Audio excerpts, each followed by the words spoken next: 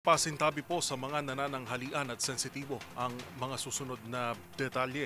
Inararo ng isang truck ang ilang sasakyan sa Sumulong Highway, Antipolo City kaninang umaga.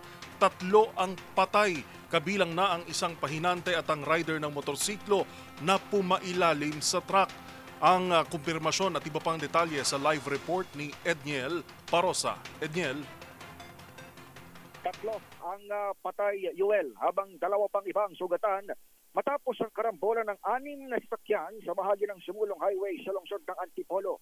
Sa ulat ng first responders mula sa Barangay Santa Cruz Rescue, pasado alas 6 ng umaga nang mawala ng preno ang dump truck na magkakarga sana ng buhangin sa sentro ng syudad.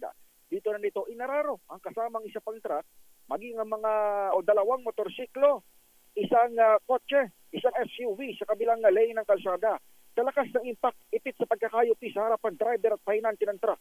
Ngayon din ang rider ng motorsiklo na nagulungan din ito.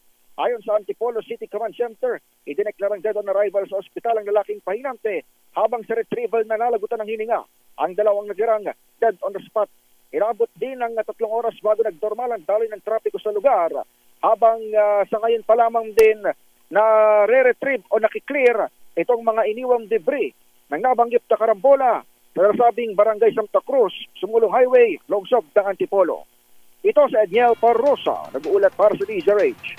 Una sa Pilipinas, una sa Pilipino. Live mula sa Antipolo City, maraming salamat Edniel Parosa.